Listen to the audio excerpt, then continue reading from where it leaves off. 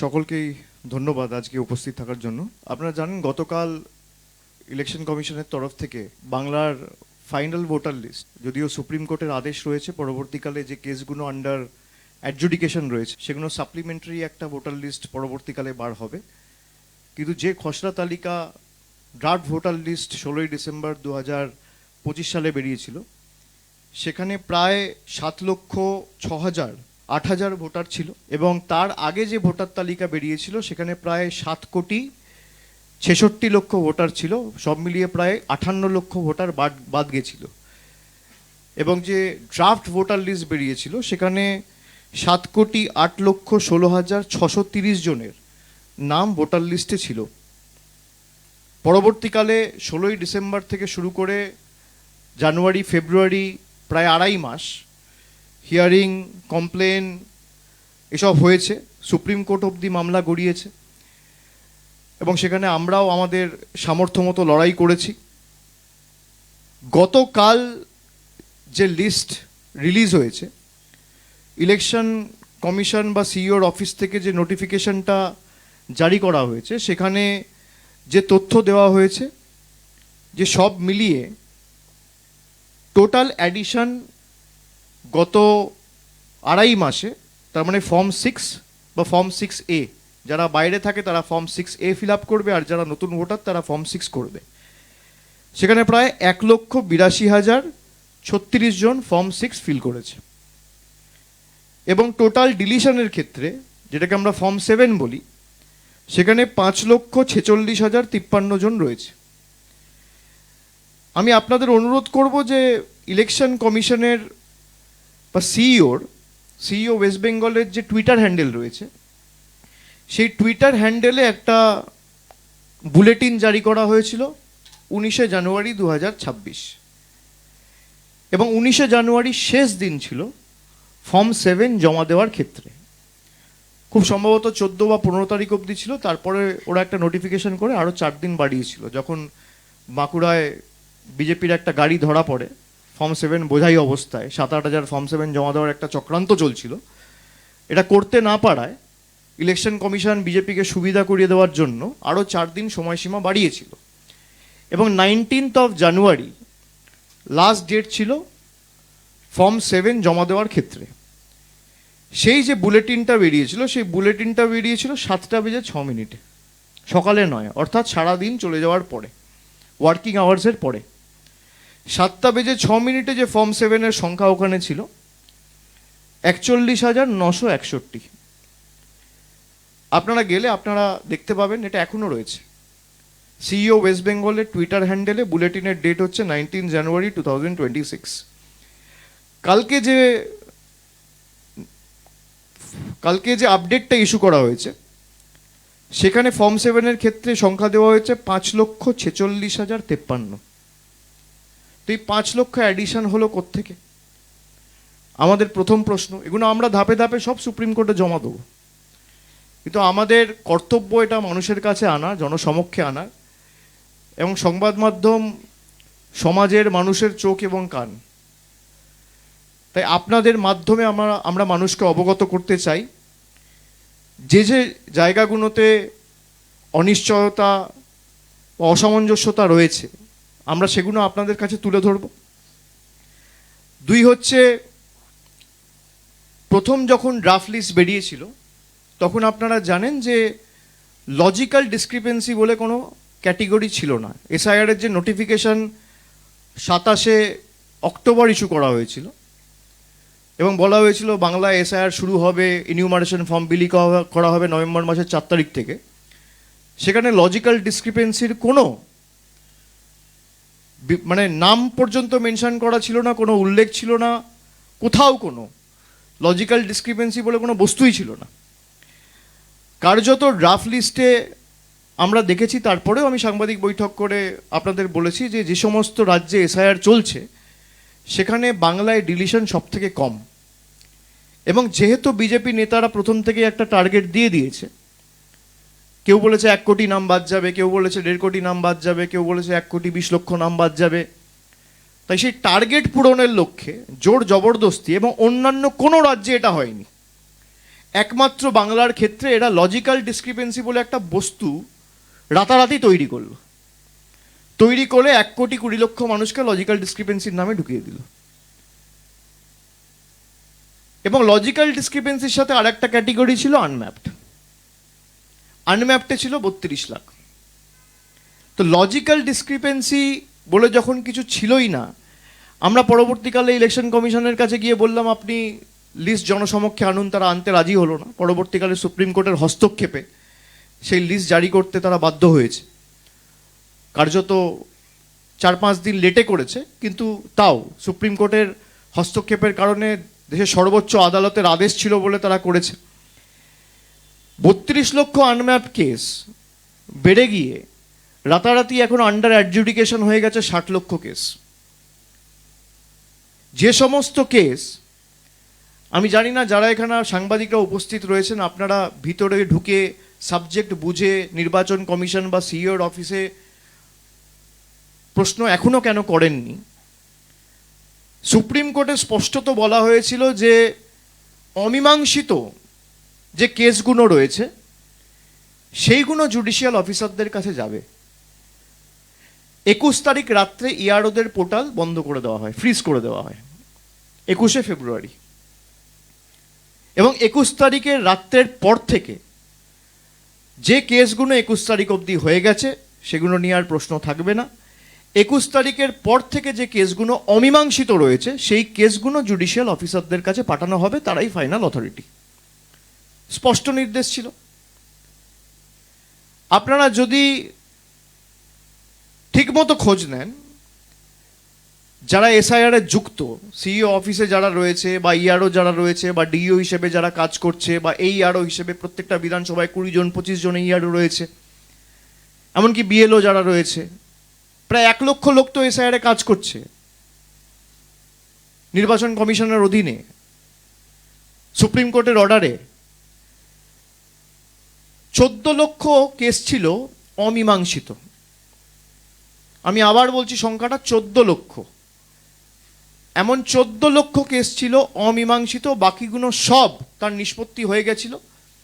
ERO এইআরও লেভেলে তারা সমাধান বা প্রতিকার করেছিল, কোনটা ইনএলিজেবল আর কোনটা এলিজেবল তারা ঠিক করেছিল। তারাই কোয়াসি জুডিশিয়াল অথরিটি, তারাই ফাইনাল অথরিটি, তারাই ঠিক করেছিল। কোন জাদুকাঠির বলে রাতারাতি 1 সপ্তাহের মধ্যে এই 14 লক্ষ কেস বেড়ে 60 লক্ষ হলো। যার মীমাংসা হয়ে গেছে 21 তারিখে পোর্টাল ফ্রিজ হওয়ার আগে অবধি, সেই কেসগুলো কার অঙ্গুলি হেলনে, জোর জবরদস্তি, কাদের কথায়, কাদের অঙ্গুলি হেলনে, কাদের চাপে, কাদের বশ্যতা স্বীকার করে এই বাড়তি 46 লক্ষ কেস আপনি আন্ডার অ্যাডজুডিকেশনে ঢোকালেন। এটা আমার দ্বিতীয় প্রশ্ন। আমার তৃতীয় প্রশ্ন, কালকে আমি দেখলাম সিইওকে আপনারা প্রশ্ন করেছেন, উনি বলছেন কারোর নাম যদি বাদ গিয়ে থাকে বা কাউকে যদি মৃত দেখিয়ে দেওয়া হয় ছোটোখাটো ব্যাপার। 160 জন মারা গেছে, ওনার কাছে ছোটোখাটো ব্যাপার। অন্তঃসত্ত্বা মহিলাকে 7 ঘন্টা 8 ঘন্টা লাইনে দাঁড় করিয়ে রাখছে, ওনার কাছে ছোটোখাটো ব্যাপার। 80 বছরের বয়স্ক মানুষ, 85 বছরের মহিলা স্ট্রেচারে করে হিয়ারিংয়ে নিয়ে আসতে হয়েছে, ওনার কাছে ছোটোখাটো ব্যাপার। আমার কাছে লিস্ট রয়েছে, আমি কাল রাত থেকে এক ডাকে অভিষেকে ফোন পেয়েছি, 243 জন আমাকে ফোন করেছে। আপনাদের এই লিস্ট আমি দিয়ে দেবো।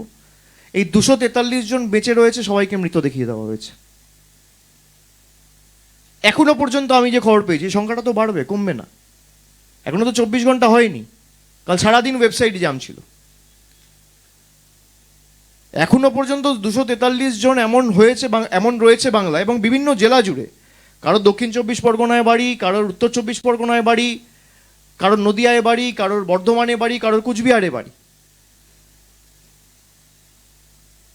এত লোককে মৃত দেখিয়ে দেওয়া হলো রাতারাতি, ওনার কাছে ছোটখাটো ব্যাপার। ভারতের জন্য বিশ্বকাপ এনেছে দেশের মহিলা ক্রিকেট টিম, এবং যার অবদান সব থেকে বেশি, বাংলার রিচা ঘোষ, তাকে দিয়ে দেওয়া হয়েছে আন্ডার অ্যাডজুডিকেশন। মনোজ আগরওয়ালের জন্য ছোটোখাটো ব্যাপার। তাহলে ওয়ার্ল্ড কাপ ট্রফিটাও তো আন্ডার অ্যাডজুডিকেশন, তাই নয় কি? অমর্ত্য সেনকে আপনি হিয়ারিং নোটিশ পাঠাচ্ছেন, তাহলে নোবেল প্রাইজটাও তো আন্ডার অ্যাডজুডিকেশন। মোহাম্মদ শামিকে আপনি হিয়ারিং নোটিশ পাঠাচ্ছেন, তার অবদানের কারণে জেতা ওয়ার্ল্ড কাপও তো তাহলে আন্ডার অ্যাডজুডিকেশন। রাজ্য সরকারের মন্ত্রী, আমি সকালে উঠে শুনছি শশী পাজা, তার নাম আন্ডার অ্যাডজুডিকেশন। রাজ্য সরকারের চিফ সেক্রেটারি, তার নাম আন্ডার অ্যাডজুডিকেশন। ঠিক করবে কে? নরেন্দ্র মোদী, অমিত শাহ আর জ্ঞানেশ কুমার, যারা দশকের পর দশক এই বাংলায় রয়েছে। তাদের ভোটাধিকার, মৌলিক অধিকার কেড়ে নেওয়া, খালি ভোট দেয়নি বলে বিজেপিকে। এরকম একাধিক প্রশ্ন তো আমাদের রয়েছে। আমি খালি আপনাদের একটা ভিডিও দেখাবো, ভিডিওটা চালাও।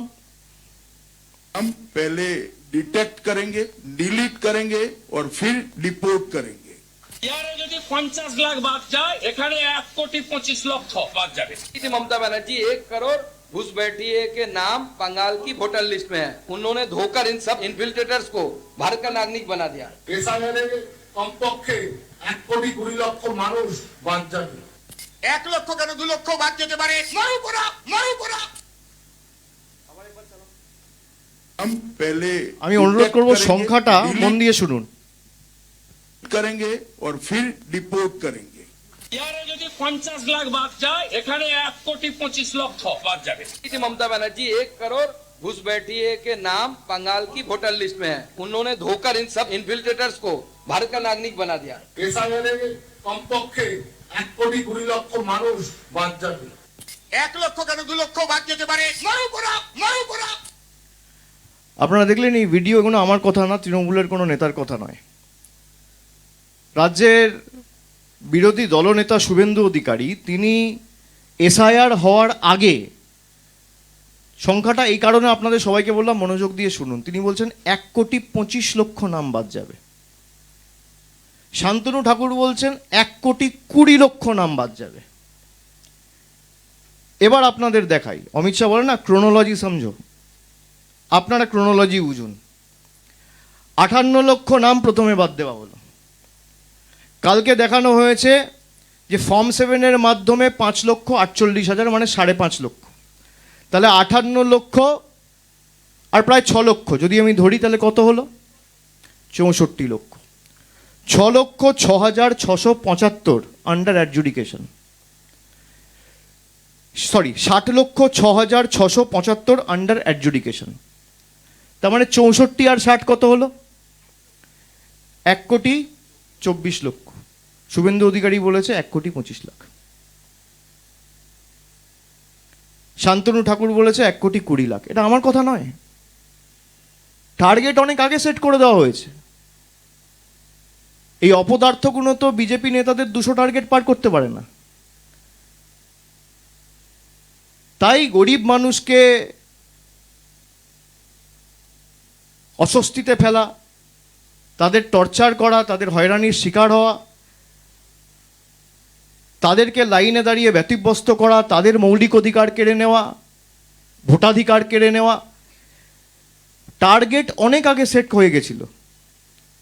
আমরা কেন বলেছিলাম যে যখন বেরোবে আপনারা মিলিয়ে নেবেন যে আলটিমেটলি এই নির্বাচন কমিশন, দেশের জাতীয় নির্বাচন কমিশন হচ্ছে বিজেপির সহকারী সংস্থা।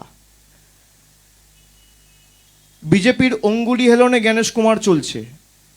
আপনি আমার বিরুদ্ধে মামলা করুন, আমি লড়ে নেবো, আমার রাইট হবে তো, আমি সুপ্রিম কোর্টে গিয়ে নিজে লড়াই করতে পারবো। আপনি করুন না, আমি একাধিক প্রমাণ দিয়ে দেবো। যে নির্বাচন কমিশন সুপ্রিম কোর্টের কথা মানে না, সুপ্রিম কোর্টের গাইডলাইন ফলো করে না, আমরা তো যতবার সুপ্রিম কোর্টে আমাদের দাবি নিয়ে গেছি, সুপ্রিম কোর্ট মান্যতা দিয়েছে। সুপ্রিম কোর্ট জুডিশিয়াল অফিসার যখন অ্যাপয়েন্ট করেছে, তার মানে কি? যে নির্বাচন কমিশনের অ্যাপয়েন্টেড অফিসারদের উপর সুপ্রিম কোর্টের সর্বোচ্চ আদালতের ভরসা নেই, সেই কারণেই জুডিশিয়াল অফিসার অ্যাপয়েন্ট করতে হয়েছে। যদি ইলেকশন কমিশন অফ ইন্ডিয়ার উপর ভরসা থাকতো তাহলে তো ইলেকশন কমিশন যেভাবে চাইতো সেভাবে চালাতো। লজিক্যাল ডিসক্রিপেন্সি রিলিজ করতে চাইছিল না, হিয়ারিং ভেন্যুতে BLA2 অ্যালাউ করতে চাইছিল না, হিয়ারিং ভেন্যুর সংখ্যা বাড়াতে চাইছিল না, মানুষকে অ্যাকনলেজমেন্ট রিসিপ্ট দিতে চাইছিল না, সব তো সুপ্রিম কোর্ট বাতিল করে দিয়েছে। আমরা এই লিস্ট জমা দেবো, আমাদের কাছে যে লিস্ট রয়েছে, কিন্তু তার সাথে সাথে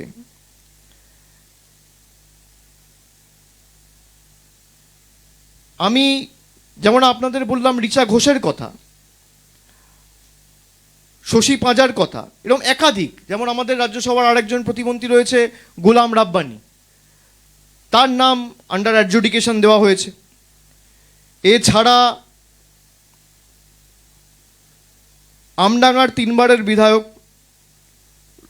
রফিকুর রহমানের নাম আন্ডার অ্যাডজুডিকেশন দেখানো হয়েছে। কুমারগঞ্জের বিধায়ক তোরাফ হোসেনের নাম আন্ডার অ্যাডজুডিকেশন দেখানো হয়েছে। চণ্ডীতলার বিধায়ক আকবর আলী খন্দকার তৃণমূলের জন্মলগ্ন থেকে তৃণমূলের সাথে ছিল, তিনি আজকে আমাদের মধ্যে নেই, শ্রীরামপুরের MP ছিল। সেই আকবর আলী খন্দকারের স্ত্রী চণ্ডীতলার বিধায়ক সদস্যা সাথী খন্দকারের নাম আন্ডার অ্যাডজুডিকেশন দেখানো হয়েছে।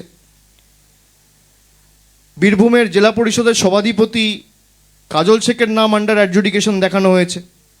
সন্দেশখালী 1 নম্বর ব্লকের বর্তমান BDO সায়ন্তন সেন, তার নাম আন্ডার অ্যাডজুডিকেশন দেখানো হয়েছে। ময়নাগুড়ির কর্মরত BDO প্রসঞ্জিৎ কুণ্ডুর নাম আন্ডার অ্যাডজুডিকেশন দেখানো হয়েছে। এরকম একাধিক কেস।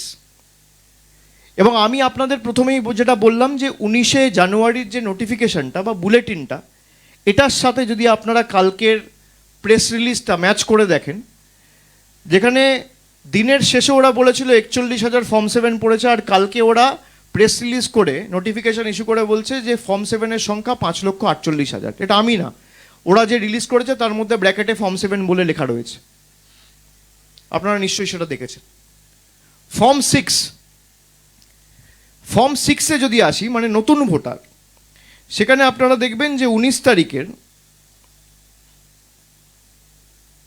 যে নোটিফিকেশনটা ছিল, 20 তারিখে ওরা একটা নোটিফিকেশন করেছিল, আপনারা সেটাও দেখতে পারেন। সেখানে ফর্ম 6-এর সংখ্যা ছিল 6,33,762, 6,33,762। আর কালকে যে ফর্ম 6 দেখানো হয়েছে, সেখানে দেখানো হয়েছে টোটাল হচ্ছে 1,82,036। তাহলে 4 লক্ষ কোথায় গেল? 5 লক্ষ বাদ দেওয়া আর ফর্ম 6 থেকে 4 লক্ষ বাদ দেওয়া, এখানেই তো 9 লক্ষ ভোটের হেরফের হয়েছে। আমি আপনাদের যেটা বলেছিলাম যে এই একই জিনিস এরা মহারাষ্ট্রে করেছে, একই জিনিস এরা হরিয়ানায় করেছে, একই জিনিস এরা দিল্লিতে করেছে। আমি ইলেকশন কমিশনের বাইরে দিল্লিতে বলেছিলাম যে ভোটের চুরি ভোটার লিস্টে হচ্ছে। এই এদের চুরি যদি অন্য রাজনৈতিক দলগুলো আটকাতে পারতো, কোথাও আজকে বিজেপি ক্ষমতায় থাকতো না। এরা মানুষের ম্যান্ডেটে আসেনি, কারচুপি করে এসেছে, চুরি করে এসেছে। এই কারণেই SIR-কে আমরা বলেছিলাম সাইলেন্ট ইনভিজিবল রিগিং, চুপি চুপি ভোটের কারচুপি। 1, 2, 4টে কেস তো নয়, এখনো 24 ঘন্টা হয়নি, আমার কাছে 242 জন ফোন করেছে, 1000 হবে। লোক বেঁচে রয়েছে, আপনি দেখিয়ে দিচ্ছেন মৃত। আপনার এত গায়ে জ্বালা কেন? এক একটা জেলা থেকে আমি যদি আপনাদের কাছে আন্ডার অ্যাডজুডিকেশন এখন লিস্টটা খালি দেখি, কুচবিহারে আন্ডার অ্যাডজুডিকেশন 2,38,000, মানে ভোটার লিস্টে উপস্থিত থাকা মানুষের প্রায় 10% মানুষ। উত্তর দিনাজপুরে 4,80,000, ভোটার লিস্টে নাম রয়েছে 21 লক্ষ, মানে প্রায় 30%। মালদায় ভোটার লিস্টে নাম রয়েছে 29 লাখ, আন্ডার অ্যাডজুডিকেশন প্রায় 8.5 লাখ, মানে 40%। 40% ভোটারকে আপনি বাতিল করতে চাইছেন মালদার ক্ষেত্রে। মুর্শিদাবাদ 54 লক্ষ ভোটার লিস্টে নাম রয়েছে, আন্ডার অ্যাডজুডিকেশন 11,01,000, মানে প্রায় 20%-এর উপরে। উত্তর 24 পরগনা 75 লক্ষ ভোটার রয়েছে, আন্ডার অ্যাডজুডিকেশন প্রায় 6 লক্ষ। দক্ষিণ 24 পরগনা প্রায় 5.5 লক্ষ, 5,22,000। পূর্ব বর্ধমান প্রায় 3,65,000। আন্ডার অ্যাডজুডিকেশন এগুলো কারা ঠিক করেছে? সুপ্রিম কোর্টের অর্ডারের পরে জুডিশিয়াল অফিসারদের ডেকে তাদেরকে এসওপি তৈরি করে দেওয়া হচ্ছে। সুপ্রিম কোর্ট তো এসওপি তৈরি করতে বলেনি। সুপ্রিম কোর্ট বলেছে যে একটা বৈঠক হবে, সেই বৈঠকে নির্বাচন কমিশনের প্রতিনিধি থাকবে, রাজ্যের প্রতিনিধি থাকবে, চিফ সেক্রেটারি থাকবে, রাজ্য পুলিশের ডিজি থাকবে। তারা ঠিক করবে নিজেদের মধ্যে আলোচনা করে, in consultation with the chief justice of Kolkata high court, যে কেসগুলো আন্ডার অ্যাডজুডিকেশন রয়েছে সেগুলো টাইম বাউন্ড ম্যানারে কিভাবে শেষ করা যায়। তারা এসওপি করে দিচ্ছে যে আধার চলবে না, বিবাহিত মহিলাদের ক্ষেত্রে আধার নেওয়া হচ্ছে না। সুপ্রিম কোর্ট অনেক আগে, প্রায় 7 মাস 8 মাস আগে যখন এসআইআরটা নিয়ে চ্যালেঞ্জ হয়েছিল, তখন বলেছিল আধার আইডেন্টিটি হিসেবে ব্যবহার হতে পারে, কিন্তু নাগরিকত্বের ক্ষেত্রে আধার ব্যবহার করা যাবে না। যাদের অলরেডি ড্রাফট লিস্টে নাম রয়েছে তাদের তো নাগরিকত্ব নিয়ে প্রশ্ন নেই, তাদের ন্যাশনালিটি তো এস্টাবলিশড। তার মানে কি, তাদের ম্যাপিং হয়ে গেছে, সেই কারণে তাদের ড্রাফট লিস্টে নাম বেরিয়েছে। ড্রাফট লিস্টে নাম বেরোনোর পর কারোর বিয়ে হয়ে ধরুন হুগলির কেউ চলে গেছে কোলাঘাটে, পূর্ব মেদিনীপুরের কেউ বিয়ে হয়ে গেছে নদিয়ায়, দক্ষিণ 24 পরগনার কারোর বিয়ে হয়ে গেছে উত্তর 24 পরগনা, বা উত্তর 24 পরগনার কারোর বিয়ে হয়ে গেছে দক্ষিণ 24 পরগনার কোনো একটা বিধানসভায়। তার ক্ষেত্রে আধার নেওয়া হচ্ছে না, মহিলাদের নাম বেছে বেছে বাদ দেওয়া হচ্ছে, এসসিদের নাম বাদ দেওয়া হচ্ছে, সংখ্যালঘুদের নাম বাদ দেওয়া হচ্ছে, এসটিদের নাম বাদ দেওয়া হচ্ছে, বেছে বেছে, যারা বিজেপিকে ভোট দেয় না। আমি আপনাদের একটা তথ্য দিই, যেমন মালদার ক্ষেত্রে 2021 সালে সুজাপুরে বিজেপি ভোট পেয়েছিল 18,000। প্রতিহিংসা পরায়ণতা কাকে বলে? একটা বিধানসভায় 18,000 ভোট পেয়েছিল, এত হাজার হাজার কোটি টাকা খরচা করে। সেখানে আন্ডার অ্যাডজুডিকেশন একটা বিধানসভা থেকে 1,34,000, মানে 90% অফ দ্য বিধানসভা। আপনি বলে দিন না এই বিধানসভার মানুষ ভোট দেবে না, আপনি ঠিক করুন। আপনারা হাইকোর্ট মানেন না, আপনারা সুপ্রিম কোর্ট মানেন না, আপনারা লোয়ার কোর্ট মানেন না। একটা বিধানসভায় 1.5 লক্ষ ভোটার, সেখানে 1,34,000 under adjudication. Ratua BJP vote পেয়েছিল 57,000, আন্ডার অ্যাডজুডিকেশন 1,04,000। একটা বিধানসভার সংখ্যা, এটা জেলার নয়। মালতীপুর বিজেপি ভোট পেয়েছিল 36,156, under adjudication 94,737। Harishchandrapur BJP vote পেয়েছিল 49,000, under adjudication 91,000। Mothabari BJP vote পেয়েছিল 43,000, আন্ডার অ্যাডজুডিকেশন প্রায় 80,000। খালি 5টা বিধানসভার, মালদায় তো 12টা বিধানসভা রয়েছে, আমি খালি 5টা বিধানসভার উদাহরণ আপনাদের সামনে তুলে ধরলাম, যে একটা বিধানসভার 5%, 7%, 10% লোক নয়, 90% লোক আন্ডার অ্যাডজুডিকেশন। এটা কোন পর্যায়ে দেশটাকে নিয়ে গেছে? আর এটা একমাত্র বাংলায় হচ্ছে। আর যেখানে এসআইআর হচ্ছে সেখানে কিন্তু এত নিয়ম, এত রেস্ট্রিকশন, এই বৈমাতৃসুলভ আচরণ বা বৈষম্য কিন্তু নেই, একমাত্র বাংলার ক্ষেত্রে প্রযোজ্য। এটা আমি মালদার ক্ষেত্রে দিলাম। এবার আপনাদের মুর্শিদাবাদের 5টা বিধানসভা বলি। রঘুনাথগঞ্জ বিজেপি ভোট পেয়েছিল 27,000, আন্ডার অ্যাডজুডিকেশন 1,15,000 একটা বিধানসভা থেকে। ভগবান গোলা বাই ইলেকশন হয়েছিল, তৃণমূল জিতেছিল, বিজেপি ভোট পেয়েছিল 18,490। বদলা নিতে 1,10,000 মানুষকে আন্ডার অ্যাডজুডিকেশন রাখা হয়েছে। শামশেরগঞ্জ 1,08,400 লোককে আন্ডার অ্যাডজুডিকেশন রাখা হয়েছে। সুতি 1,04,980 জনকে আন্ডার অ্যাডজুডিকেশন দেখানো হয়েছে। লালগোলা 1 লক্ষ মানুষকে আন্ডার অ্যাডজুডিকেশন দেখানো হয়েছে। কোনোটা 80% অফ দ্য বিধানসভা, কোনোটা 78%, কোনোটা 75%, কোনোটা 70%, কোনোটা 60%। একটা বিধানসভায় মেরে কেটে 1.5 থেকে 2 লাখ লোক থাকে।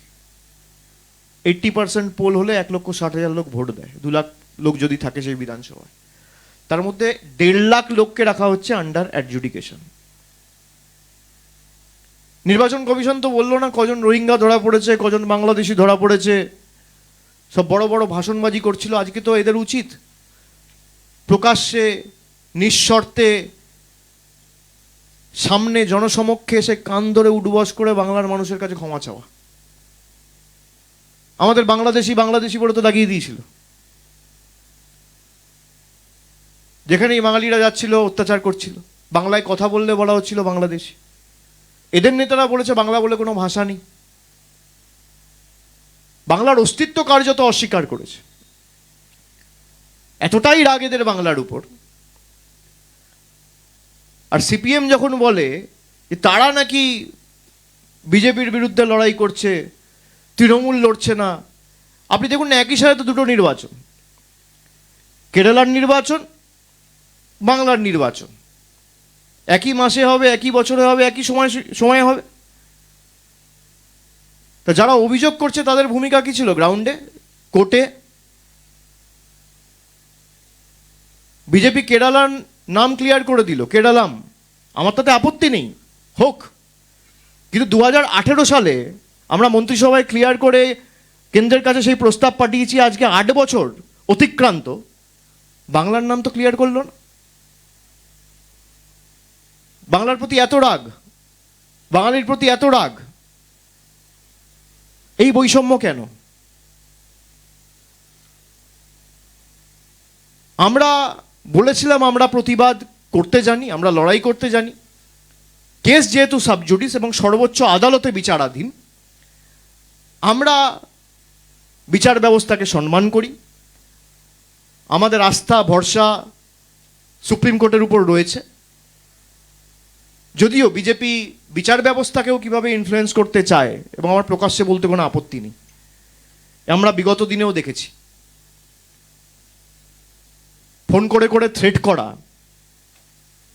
যারা এখানে অবজারভাররা এসছে ইলেকশন কমিশনের, তাদের ফোন থেকে হোম সেক্রেটারি ফোন করে থ্রেট দিয়েছে জুডিশিয়াল অফিসারদের। আমাকে নেই নেই করে 20 জন জুডিশিয়াল অফিসার বলেছে।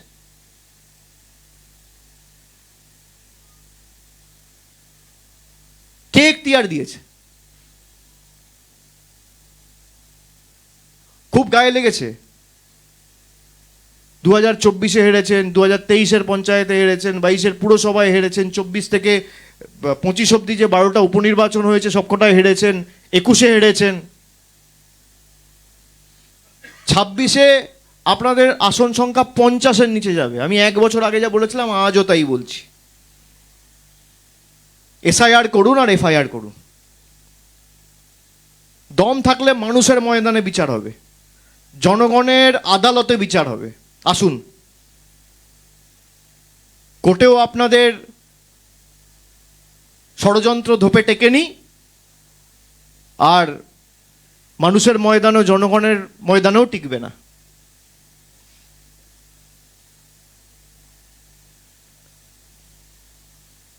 আরপি অ্যাক্টের পুরো মানে গোষ্ঠীর পিণ্ডি চটকে দিয়েছে। আরপি অ্যাক্ট বলে দেশে আর কিছু থাকলো না, যা প্রেসিডেন্স হয়ে গেল। পার্লামেন্টের তো আর কোনো দরকার নেই। আপনি 1500 কোটি টাকা করে নতুন কোটি খরচা করে নতুন পার্লামেন্ট করেছেন, উঠিয়ে দিন। পার্লামেন্টে যে আইন পাস করানো হয়, দেশের বিচার ব্যবস্থার তো কোনো দরকার নেই। সব নরেন্দ্র মোদী অমিত শাহরা বসে ঠিক করুক, জ্ঞানেশ কুমারদের মতো 4টে পুতুলকে বসিয়ে। অন্যরা প্রতিবাদ প্রতিরোধ করেনি, কষ্ট হয়েছে, হয়তো হজম করেছে। বাংলা তো হজম করবে না, এটাই তো পার্থক্য বাংলা আর অন্য রাজ্যের মধ্যে। আরপি অ্যাক্ট এম্পাওয়ার করছে ইআরওকে, এইআরওকে, আর আপনি একটা পিছনে করে গুজে দিচ্ছেন মাইক্রো অবজারভার। তাহলে আপনি সব জায়গায় লাগান। কই অন্যান্য জায়গায় তো মাইক্রো অবজারভার নেই, রাজস্থানে নেই, গুজরাটে নেই, উত্তরপ্রদেশে নেই, বাংলায় কেন? বাঙালির নাম কাটতে হবে।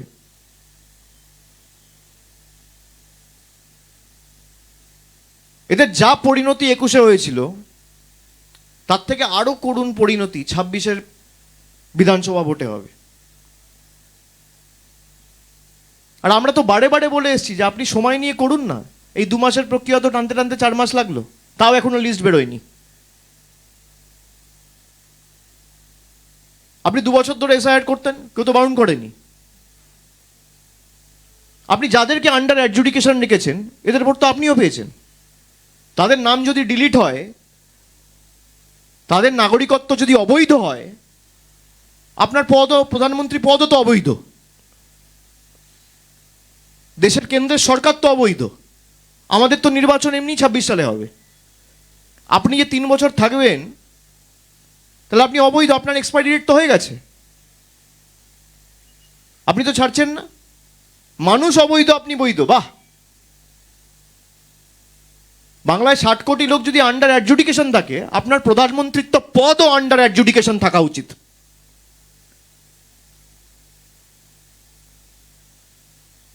হোম মিনিস্টারের পদ আন্ডার অ্যাডজুডিকেশন থাকা উচিত। এই সরকার যারা রাষ্ট্রপতি নির্বাচিত করেছে, সেই রাষ্ট্রপতির পদও, বা যিনি এখন পদে রয়েছেন, সেটাও আন্ডার অ্যাডজুডিকেশন থাকা উচিত। যারা গভর্নর হয়ে, সেন্ট্রাল রিপ্রেজেন্টেটিভ হয়ে নমিনেটেড হয়ে যাচ্ছেন, সব আন্ডার অ্যাডজুডিকেশন থাকা উচিত। মানুষকে আপনি আন্ডার অ্যাডজুডিকেশন রাখবেন আর নিজে ফুর্তিতে ঘুরে বেড়াবেন। অন্য রাজ্যের মানুষ আপনার ফাঁদে পা দেবে, বাংলার মানুষ পা দেবে না। এই কারণেই বাংলা 4টে রাজ্য থেকে আলাদা। আমাদের দলনেত্রী মমতা বন্দ্যোপাধ্যায়, রাজ্যের মুখ্যমন্ত্রী, তিনি নিজে সুপ্রিম কোর্টে কেস ফাইল করেছেন, এবং সংবিধান আমাকে সেই সুযোগ দিয়েছে যে আমার কেস আমি নিজে লড়তে পারি। তিনি নিজে লড়েছেন তার কেস। দেশের সর্বোচ্চ আদালতে তিনি নিজে সশরীরে উপস্থিত হয়ে সাধারণ মানুষের জন্য প্রশ্ন করেছেন।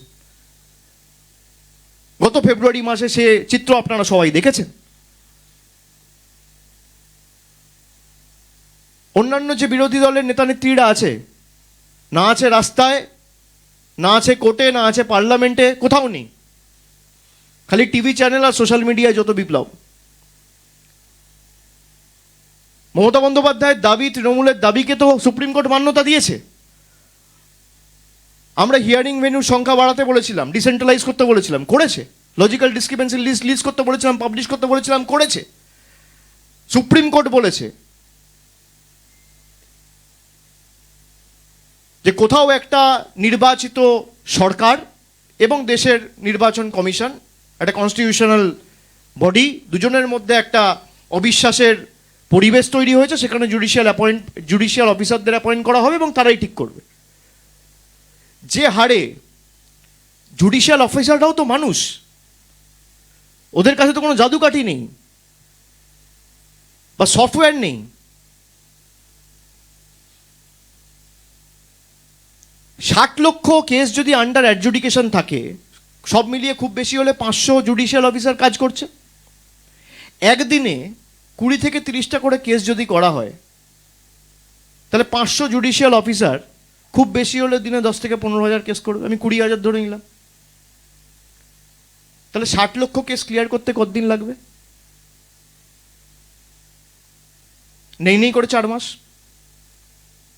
এটা মার্চ, এপ্রিল, মে, জুন। তাহলে ইলেকশন হবে কি করে? বিজেপি চায় না ইলেকশন হোক। বিজেপির একটা অংশ বিচার ব্যবস্থাকে ব্যবহার করে নির্বাচন পেছাতে চায়। তার কারণ এরা জানে যদি নির্বাচনে যাই ভোকাট্টা হয়ে যাব। বিজেপির মিছিল মিটিংগুলো দেখুন না, এসআইআর ওখানে হয়েছে, যত ডিলিশন ওখানে,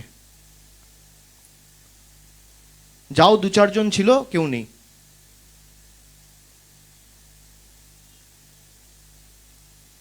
এক একজন জুডিশিয়াল অফিসার তো যদি 20টা 30টা 40টা করেও কেস করে, তাহলেও তো 3-4 মাস লাগবে।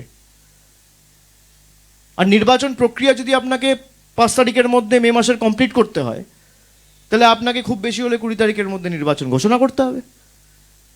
আজকে 1 তারিখ, 20 দিনের মধ্যে কি 60 লক্ষ কেস ক্লিয়ার করা যায়? কোন জাদুকাঠি আছে? 500 লোক মিলে দিনে খুব বেশি হলে, আচ্ছা 20টা করছে, আমি 50টা ধরছি, তাহলেও 25,000 কেস। 20 দিনে খুব বেশি হলে 7.5 লাখ কেস, 5 লাখ ছিল, আমি আরও 2.5 লাখ ধরলাম, 7.5 লাখ কেস, 60 লাখ কেস করতে হবে। প্রথমত এই যে 60 লাখ কেস পাঠানো হয়েছে এটাই অবৈধ। পাঠানোর কথা ছিল 14 লাখ কেস, পাঠিয়েছে 46 লক্ষ এক্সট্রা, 60 লাখ নিজের ইচ্ছা মতো। সুপ্রিম কোর্টের গাইডলাইনে অত্যন্ত স্পষ্টভাবে লেখা রয়েছে যে judicial officers will use their conscience. Judicial অফিসাররা নিজেদের বোধ, বুদ্ধি, বিবেক, জ্ঞান, নৈতিকতা ব্যবহার করে কেসগুলো ক্লিয়ার করবে। তারা বাধ্য নয় নির্বাচন কমিশন যে গাইডলাইন দিচ্ছে সেটা ফলো করার। নির্বাচন কমিশনের উপর সুপ্রিম কোর্টের ভরসা নেই বলে জুডিশিয়াল অফিসারদের অ্যাপয়েন্ট করা হয়েছে। প্রত্যেকটা জুডিশিয়াল অফিসারও যদি এই সাংবাদিক বৈঠক পরবর্তীকালে দেখে বা দেখছেন, তাদের কাছে আমার বিনম্র অনুরোধ থাকবে হাত জোড় করে, যে সুপ্রিম কোর্টের গাইডলাইন মেনে সবাই যেন কাজ করে। সুপ্রিম কোর্টের গাইডলাইন ভায়োলেট করে ইলেকশন কমিশন এসওপি তৈরি করেছে জুডিশিয়াল অফিসারদের জন্য। সেই এসওপি তৈরি করার ক্ষেত্রে কোনো রকম রাজ্য সরকারের কোনো প্রতিনিধির সাথে আলোচনা করেনি, যেটা সুপ্রিম কোর্টের অর্ডারের পরিপন্থী,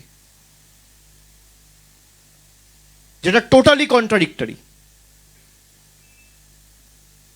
20 তারিখের বুলেটিন আর গতকালের যে প্রেস রিলিজ, দুটোর মধ্যে পার্থক্য করলে ফর্ম 6-এও গড়মিল রয়েছে, ফর্ম 7-এর ক্ষেত্রেও গোলমাল রয়েছে।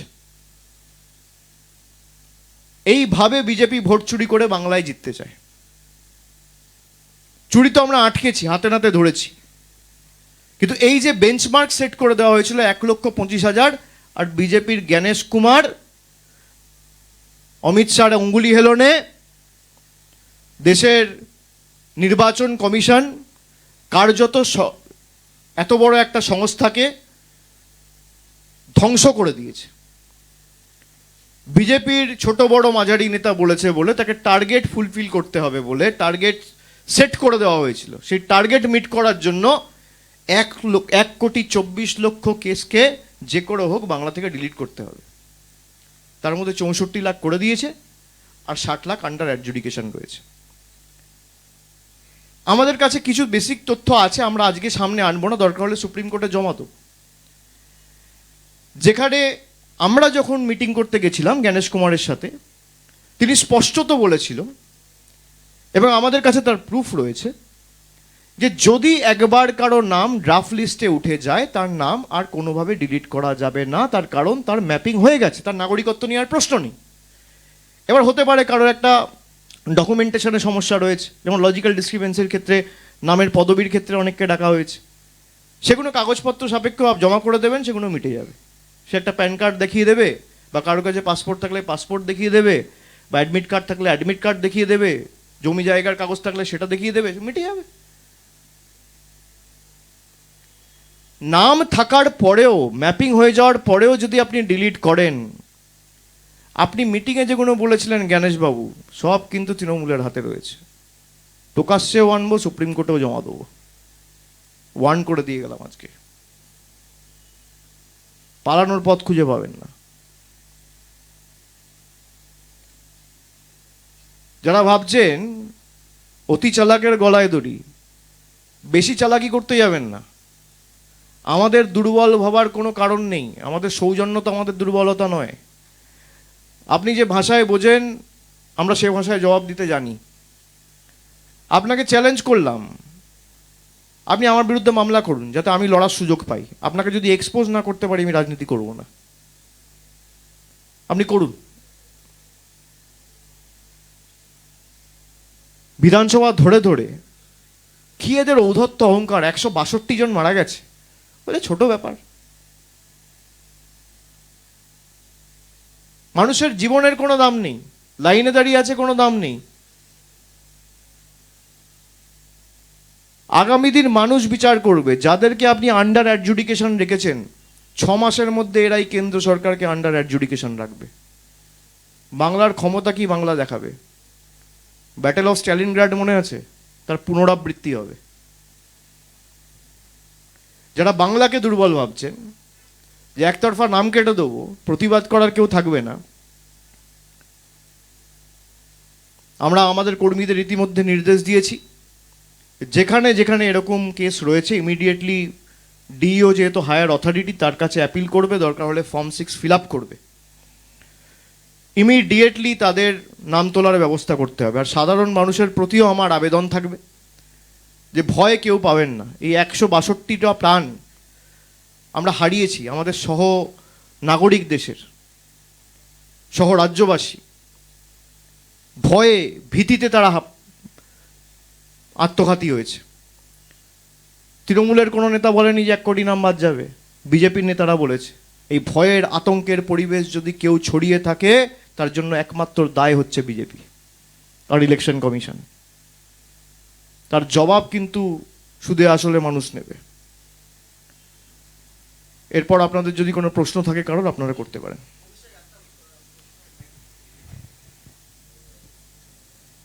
আচ্ছা, আমি তো অলরেডি অনেক কিছু বলে দিয়েছি, হ্যাঁ, তার যদি এর বাইরে কিছু থাকে তাহলে করবেন। এই আমার প্রশ্ন হচ্ছে, অলরেডি তো বিচারাধীন এই বিষয়টা, এই নতুন ভোটারদের যারা অ্যাপ্লাই করেছিল 5 লাখের কাছাকাছি, কিন্তু 1 লাখের সামান্য বেশি নাম উঠেছে, এই বিষয়টাও কি আপনারা আদালতে তুলবেন? নিশ্চয়ই। আমি যা যা তথ্য আজকে আপনাদের সামনে তুলে ধরলাম, প্রতিটাই তথ্য যথা সময়ে সর্বোচ্চ আদালতের কাছে আমরা প্লেস করব। এটা তো আমাদের কর্তব্য, এটা তো সুপ্রিম কোর্ট মনিটরড। তো আপনি তো চুরি করে পালাতে পারবেন না। ইলেকশন কমিশন ভাবছে আমি একতরফা চুরি করে যা ইচ্ছা তাই করে যাবো, আমাকে ধরার কেউ নেই, তার কারণ আমার মাথার উপর নরেন্দ্র মোদী আর অমিত শাহর হাত রয়েছে। ভাই, আপনার মাথার উপর যার হাত থাকুক, আমাদের মাথার উপর মানুষের হাত রয়েছে। গণতন্ত্রের দেখি না দেশের প্রধানমন্ত্রী, স্বরাষ্ট্রমন্ত্রী, নির্বাচন কমিশন বেশি ক্ষমতাশালী না সাধারণ মানুষ বেশি ক্ষমতাশালী? যতবার গেছে ইলেকশন কমিশনই মুখ থুবড়ে পড়েছে। এটা তো মাধ্যমিকের অ্যাডমিট কার্ডও নিচ্ছিল না, সুপ্রিম কোর্ট বলেছে নিতে বাধ্য হয়েছে। আধার কার্ড নিচ্ছিল না, বলে দেওয়ার পরও এখনো আধার কার্ড রিজেক্ট করছে ম্যাপড কেসেসে। তো এইগুলো সবই আমরা সুপ্রিম কোর্টের কাছে, সর্বোচ্চ আদালতের কাছে উপস্থাপিত করব। অভিষেক, আপনি একটু আগে যেটা বললেন যে বিজেপির একটা অংশ চাইছে, আপনার অভিযোগ যে সঠিক সময়ে যাতে নির্বাচন না হয়, নির্বাচন পিছোয়। তো এর আগেও যেরকম বেশ কিছু নির্দিষ্ট পয়েন্ট আপনারা আদালতের গোচরে এনেছেন, এবং সেই অনুযায়ী অনেকগুলো ক্ষেত্রে আমরা দেখেছি যে আদালত আপনাদের যে বক্তব্য ছিল সেই অনুযায়ী সদর্থক নির্দেশ দিয়েছে। এই মুহূর্তে দাঁড়িয়ে এই বিষয়টা মাথায় রেখে আপনারা কি সুপ্রিম কোর্টের দৃষ্টি আকর্ষণ করতে চাইছেন নির্দিষ্টভাবে? সেক্ষেত্রে কি ধরনের হস্তক্ষেপ বা কি ধরনের এক্সপেকটেশন সুপ্রিম কোর্টের কাছে আপনাদের থাকতে পারে? না, সুপ্রিম কোর্টের অর্ডারে অত্যন্ত স্পষ্টত বলেছে, খুব সম্ভবত 20 তারিখে যে অর্ডারটা সুপ্রিম কোর্ট পাস করেছিল, সেখানে বলেছিল যে our only concern is the disputed cases should be completed in a time bound manner. এবার আমার যতটুকু শেষ 10 দিনে দেখে মনে হয়েছে যে 500 জুডিশিয়াল অফিসার যদি এর সাথে যুক্ত থাকে এবং এক দিনে 20টা, 30টা, 40টা করে কেস তারা ক্লিয়ার করে, তাহলে 60, যদি 14 লক্ষ হতো তাহলে হয়তো 20 দিনে হয়ে যেত, যেটা অ্যাকচুয়ালি পাঠানোর কথা, কিন্তু তা তো পাঠায়নি। সেটাও আমরা মেনশন করব সুপ্রিম কোর্টে। কিন্তু যেহেতু 60 লক্ষ এখন আন্ডার অ্যাডজুডিকেশন রয়েছে, এই 60 লক্ষ কেস যদি এদেরকে কমপ্লিট করতে হয় তাহলে তো 3-4 মাস পেরিয়ে যাবে। সেক্ষেত্রে নির্বাচন তো আপনার জুলাইতে, অগস্টে হবে। ভোটার লিস্টের কাজ কমপ্লিট করতে করতে মার্চ, এপ্রিল, মে, জুন 4 মাস লাগবে। তারপর আপনার সাপ্লিমেন্টারি ভোটার লিস্ট বেরোবে, তারপর আপনার নির্বাচন হবে। নাহলে তো নির্বাচন হতে পারে না। অনেক বিধানসভা রয়েছে আপনি দেখবেন যেখানে 2000-4000 ব্যবধানে দলের প্রার্থীরা যেতে, এবং মহারাষ্ট্রের ক্ষেত্রে, হরিয়ানার ক্ষেত্রে, এদিকে দিল্লির ক্ষেত্রে অনেক প্রার্থী রয়েছে যেখানে 300, 400, 500 ভোটের ব্যবধানে জিতেছে। এক একটা বিধানসভা থেকে যদি আপনি 1 লক্ষ 1.5 লক্ষ আন্ডার অ্যাডজুডিকেশন করে দেন, এবার আমি তর্কের খাতিরে ধরলাম সেখানে 50% ক্লিয়ার হয়ে গেল, 75,000 ক্লিয়ার হয়ে গেল, 75,000 স্টিল আন্ডার অ্যাডজুডিকেশন, তারা তো ভোট দিতে পারবে না। তারা যদি ভোট না দিতে পারে তাহলে সেই আসনও তো অমীমাংসিত থাকা উচিত, তাই নয় কি? দুটো তো একসাথে হতে পারে না। তা এগুলো আমরা সর্বোচ্চ আদালতের কাছেও তুলব, আমরা আমাদের মতো আইনতও লড়বো, আর আমরা এই নিয়ে মাঠেও নামবো। 6 তারিখ মেট্রো চ্যানেলে মমতা বন্দ্যোপাধ্যায় নিজে এই নিয়ে প্রতিবাদ কর্মসূচি নিয়েছে, তিনি অবস্থান বিক্ষোভ এবং ধর্নায় দুপুর 2টো থেকে নিজে বসবেন। তারপরে পরবর্তী কর্মসূচি তিনি অ্যানাউন্স করবেন। 6 তারিখ, আগামী 6 তারিখ মেট্রো চ্যানেলে, মানে প্ল্যানেট ইস্ট যেটা, যেখানে মমতা বন্দ্যোপাধ্যায় অনশন করেছিলেন, সেই একই জায়গায় আমরা অলরেডি দলের তরফ থেকে একটা চিঠি অথরিটিসদের কাছে জমা করেছি। 6 তারিখ দুপুর 2টোয় তিনি অবস্থান বিক্ষোভে বসবেন এবং সেখানে দলের সর্বস্তরের প্রতিনিধি, দূরে যারা রয়েছে আমি সবাইকে আসার জন্য অনুরোধ করব না, তার কারণ এসআইআর চলছে এখন, এই আগামী 10-15 দিনও খুব গুরুত্বপূর্ণ। কিন্তু কলকাতার আশেপাশে পার্শ্ববর্তী জেলায় যারা রয়েছেন তারা আসবেন নিজের এলাকা সামলে, এবং পরবর্তী দলের কর্মসূচি 6 তারিখ সেখান থেকে মমতা বন্দ্যোপাধ্যায় নিজে ঘোষণা করবেন। অভিষেক, আমি অনুপম, আকাশ বাংলা থেকে। এর বাইরে একটা প্রশ্ন করছি, যা বলেছো সেটা হচ্ছে যে দেখা গেল এই যে এত চাপ সৃষ্টি করেছিল অরবিন্দ কেজরিওয়াল, সে লোকটা পুরো মানে টিমটা পুরোই নির্দোষ প্রমাণিত হলো, তো এটা নিয়ে তুমি কি বলবে? ইস্তফা দেওয়া উচিত নরেন্দ্র মোদী, অমিত শাহ, এবং আমি যতটুকু শুনেছি 500 পাতার ওই রাউজ এভিনিউ কোর্টের জাজ তিনি অর্ডার দিয়েছেন, এবং তিনি এটাও লিখেছেন বা এক্সপ্রেস করেছেন যে যারা তাকে অনৈতিকভাবে ফাঁসিয়েছে সেই তদন্তকারী সংস্থার নির্দিষ্ট অফিসারগুলোর বিরুদ্ধেও ব্যবস্থা নেওয়া উচিত। এই একই জিনিস তো সর্বত্র করে বেড়ায়, আমরা তো এটা প্রথম দিন থেকে বলে আসছি। আজকে দিল্লির মানুষ বুঝুক, আজকে জোর করে একটা মানুষকে জেলে ঢুকিয়ে সিটিং চিফ মিনিস্টার দুর্নীতিগ্রস্ত বলে দিনের পর দিন তাকে যেভাবে জনসমক্ষে, এবং মিডিয়ার একাংশ এর জন্য দায়ী, আপনারা নিজেরাও দায়ী, আপনারা কোনোদিন সঠিক খবরটা মানুষের কাছে উপস্থাপিত করেন না, এই জন্যই সবাইকে গদি মিডিয়া বলা হয়। আমি আপনাকে বলছি না, কিন্তু যেভাবে তার ব্যক্তিগত আক্রমণ, ক্যারেক্টার অ্যাসাসিনেশন, পার্টিকে দুর্নীতিগ্রস্ত, তার বিরুদ্ধে যে স্মিয়ার ক্যাম্পেইন চালানো হলো, আজকে সেটার যে ক্ষতি হলো সেই ক্ষতির ক্ষতিপূরণ কে দেবে? নরেন্দ্র মোদী দেবে না অমিত শাহ দেবে? যারা দিনের পর দিন তার বেল আটকে রেখেছে সেই জাজরাও তো একইভাবে দায়ী।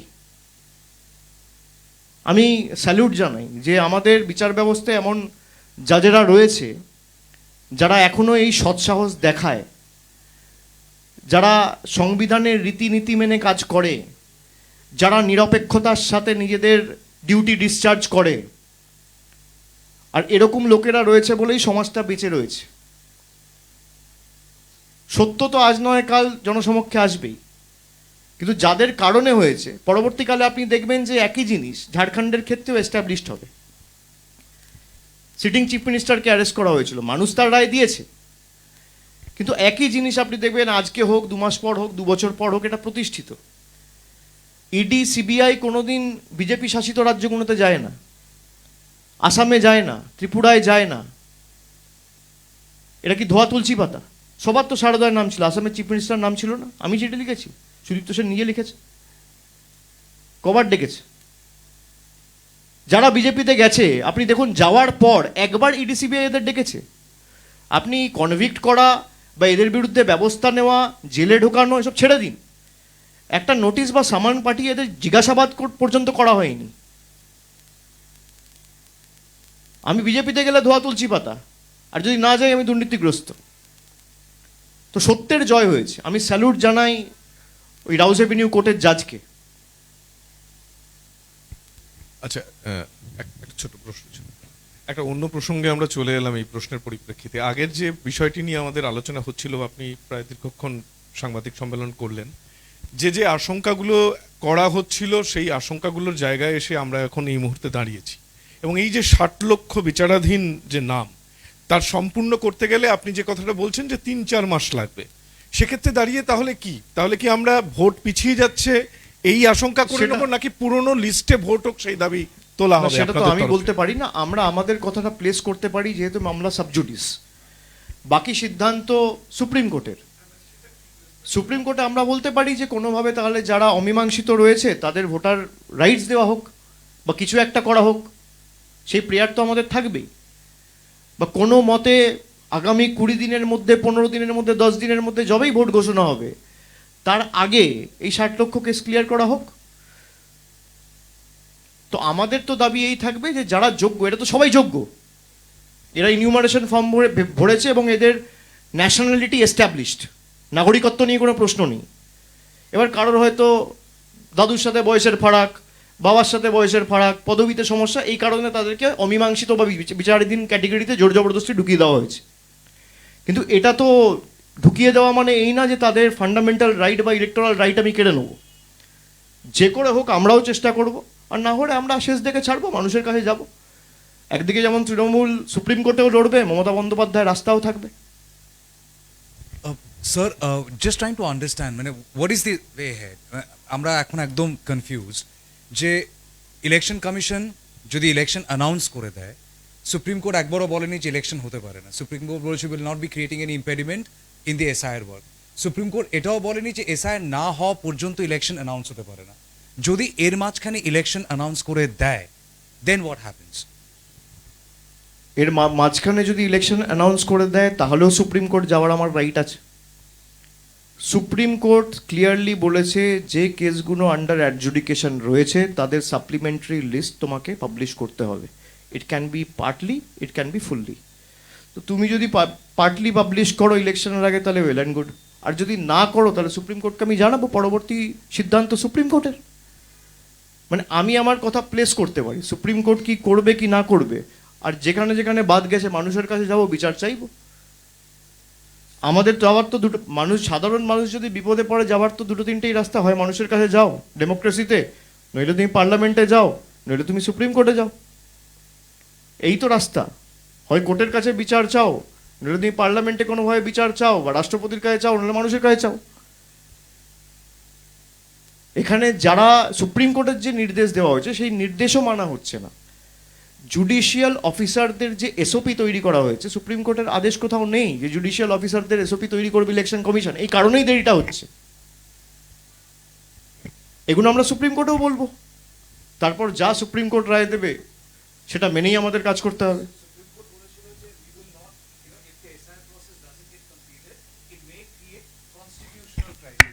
Do you suspect that with all this, what you are I alleging, apprehend, yes. that BJP is trying to create a constitutional crisis Yes. in Bengal? Yes, and to me it looks like a very carefully drafted strategy where they're taking the judicial route without putting any blame on any judges or justices. They're taking the judiciary route to delay the election and impose something like a precedence rule. Because they can't face the people. They doesn't have the courage to face the people. So we can only hope that the judiciary acts and stand up to protect the soul of the country. That's it. দুটো প্রশ্ন। প্রথম প্রশ্ন হচ্ছে আপনি নিজেও বললেন যে রাজ্যে একাধিক সংখ্যালঘু বিধায়ক, আপনাদের নেতা, তাদের নাম বাদ দেওয়া হয়েছে। বিজেপি বারবার খালি সংখ্যালঘু বলে না, সংখ্যালঘু রয়েছে, তপশিলি রয়েছে, এসটি রয়েছে, একাধিক রয়েছে। বিজেপি আমি যে বিডিওর নাম বললাম সব তো হিন্দু। আমি যে বিধানসভাগুলো আপনাকে দিলাম সেখানে বিজেপি কোথাও 18,000 20,000 ভোট পেয়েছে। 18,000 20,000 ভোট মানে 8-10% ভোট। এবার যেখানে আমি 10% ভোট পেয়েছি, 2,000 কোটি টাকা 2,500 কোটি টাকা খরচা করে, হাজার হাজার কোটি টাকা নেতারা এসছে গেছে, টাকার পর টাকা ঢেলেছে, তারপর 20,000 22,000 ভোট, 18,000 ভোট একটা বিধানসভায়। তা প্রতিহিংসা পরায়ণতার এটা একটা নিদর্শন যে এক একটা বিধানসভা থেকে 75% 80% নাম আন্ডার অ্যাডজুডিকেশনে পাঠিয়ে দেওয়া। না, বিজেপি বারবার তো বলেছে যে সংখ্যালঘু এলাকায় বেশি করে নাম বাদ যাবে, এই আশঙ্কা বিজেপির একাধিক নেতার গলাতেও শোনা গিয়েছে। আপনার কি মনে হয় কোথাও গিয়ে বিজেপির কথাতেই নির্বাচন কমিশন এই এটা আশঙ্কা নয়, এটা টার্গেট, এটা বিজেপির আদেশ। নির্বাচন commission was the implementing authority, target setting authority তো বিজেপির নেতারাই। তো আমি দেখালাম আপনাকে, এটা কি আমার গলা? আচ্ছা 1,10,000 তো বলছে, 1,10,00,000 তো বলছে না, 1,15,00,000 বলছে না, 75 লক্ষ বলছে না, 50 লক্ষ বলছে না, 60 লক্ষ বলছে না, 2 কোটি বলছে না, 2.5 কোটি বলছে না, বলছে কি 1,25,00,000। আর আজকের লিস্ট 1,24,00,000। এটা কাকতালীয়। তাহলে এরা যদি এত বড় অ্যাস্ট্রোলজার হয়, তাহলে এদের তো পলিটিক্যাল প্রেডিকশনগুলো ম্যাচ করা উচিত। কেউ বলেছিল লোকসভায় 35টা আসন পাবো, কেউ বলেছিল 200টা আসন পাবো, কেউ বলেছিল অমুক অমুক তারিখে এই হবে তাই হবে, একটাও তো ম্যাচ করছে না। যেখানে নির্বাচন কমিশন যুক্ত সেখানেই ম্যাচ করছে। তাহলে কি রেফারি ফিক্সড? আমার প্রশ্ন এটাই। দাদা, এর বাইরে একটা প্রশ্ন করি। আমরা একটি সাক্ষাৎকারে দেখতে পেলাম সজল ঘোষ, সৌরভ গঙ্গোপাধ্যায় আমরা জানি যে বাংলার গর্ব এবং একই সঙ্গে অমর্ত্য সেন। সৌরভ গঙ্গোপাধ্যায় প্রসঙ্গে তিনি বলছেন দালাল এবং অমর্ত্য সেন প্রসঙ্গে বলছেন গুড ফর নাথিং। কার্যত এই বাঙালিদের এই শব্দ ব্যবহার করা কিভাবে ব্যাখ্যা করবেন? আপনি জিজ্ঞেস করবেন সৌরভ গঙ্গোপাধ্যায় যদি দালাল হয়, 2021 সালে অমিত শাহ দালালের বাড়িতে গেছিল কেন? কি দালালি ছিল? সজল ঘোষকে জিজ্ঞেস করবেন। এক পাশে দিলীপ ঘোষ আর শুভেন্দু অধিকারীকে নিয়ে সৌরভ গঙ্গোপাধ্যায় যদি দালাল হয়, তাহলে কি ঠেকা পড়েছিল দালালের বাড়িতে দেশের স্বরাষ্ট্রমন্ত্রী ছুটবে? তার কি দালালি ছিল? উত্তর উনি দিতে পারবেন, সজল ঘোষকে জিজ্ঞেস করবে। অমর্ত্য সেনের বিষয়ে তিনি বলছেন গুড ফর নাথিং। শুনুন, অমর্ত্য সেন নিয়ে তো বিজেপির একাধিক নেতা বলেছে, এরা তো এদের পেটে তো শিক্ষা দীক্ষা নেই। আমি তো বললাম অমর্ত্য সেনকে হিয়ারিং নোটিশ পাঠানো মানে দেশের নোবেল পুরস্কারটাও আন্ডার অ্যাডজুডিকেশন রাখা। রিচা ঘোষকে আন্ডার অ্যাডজুডিকেশন রাখা মানে একা মেয়েটা খেলে খেলে দলকে ফাইনালে নিয়ে গেছে। তার অবদান তো দেখেছি, কিভাবে জিতেছে।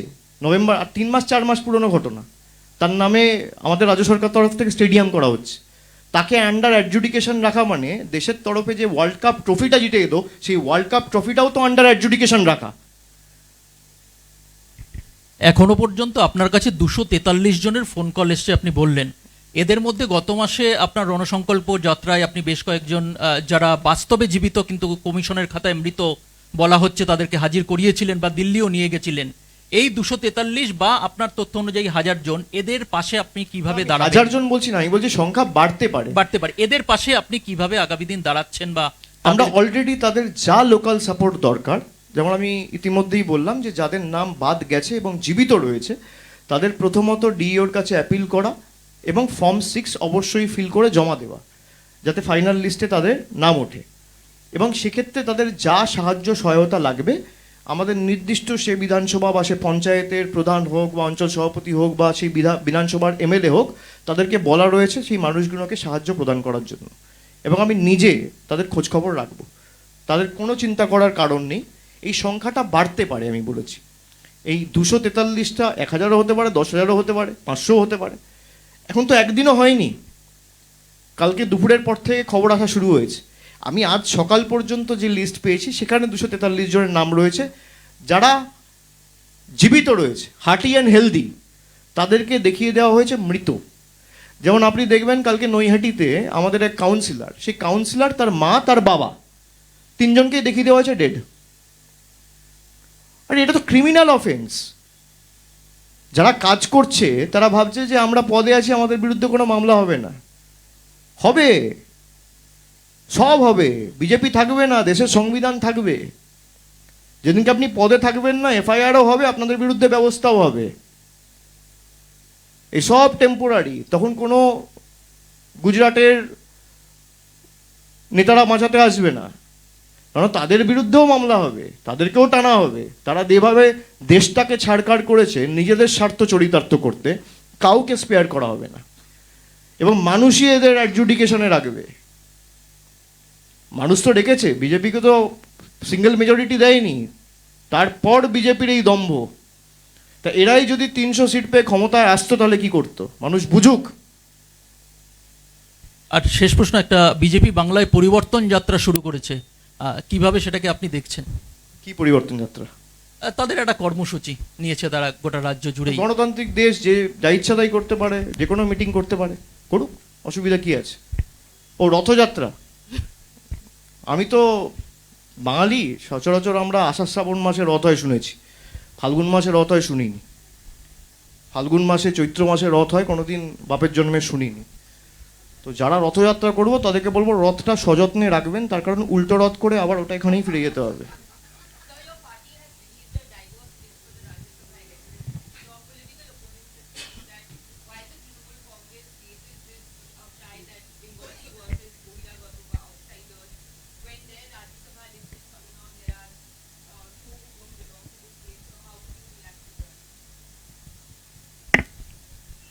We all are Indian, we need to understand first. And Trinamool Congress will always give importance to the principles laid down in the preamble of the Constitution, which speaks of fraternity, liberty, equality, and justice. So this is a testament to the fact that they are perturbed and bewildered. And they have no person to nominate. I haven't seen any person nominated by the BJP for the West Bengal Rajya Sabha election so far. They should concentrate on their own organizational work and focus on the work they are doing, instead of trying to poke their noses in what Trinamool is trying to do and has done. Abhishek, Bangla Jago channel, আরো খবর paper থেকে Chayanika Banerjee.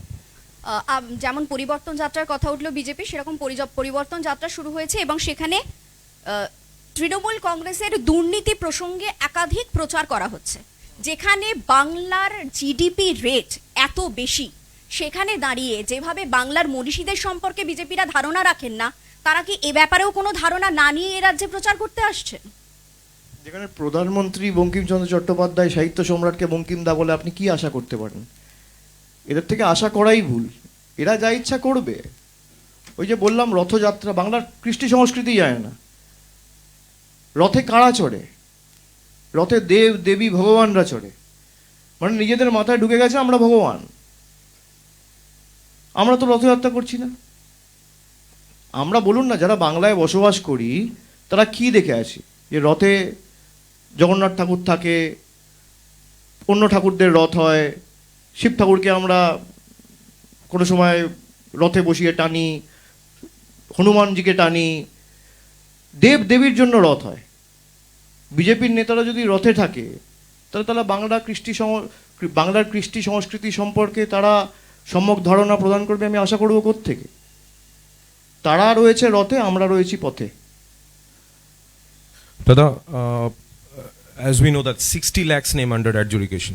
Now, are you apprehending that BJP is influencing judicial officers so that maximum names can be deleted from these 60 lakhs so that they get benefited?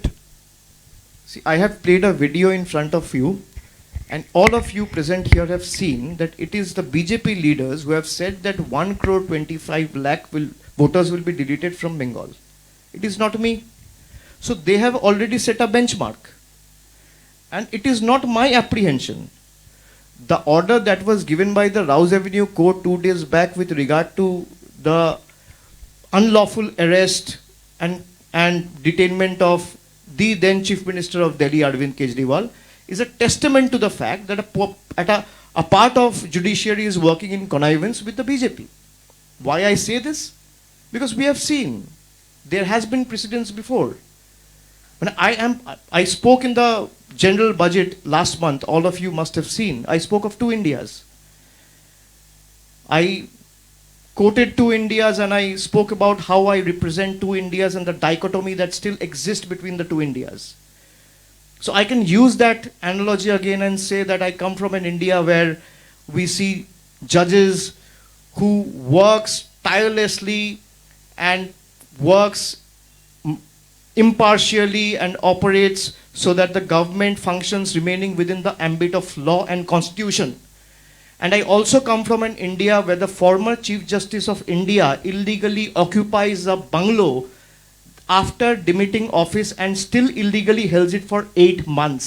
Where to an extent where the Supreme Court has to write to the Ministry of Home Affairs for its repossession. So that is why we say, he is not any Tom, Dick or Harry. He is the former Chief Justice of India. When the former Chief Justice of India is breaking rules, what do you expect? You are supposed to hold that bungalow for 6 months. Under what rule and provision, if this is the example and precedence the former Chief Justice of the country is setting, and the government is not acting, then we all know what is the affairs of judiciary, what is the state of judiciary in the country. অভিষেক দা, যেহেতু এটা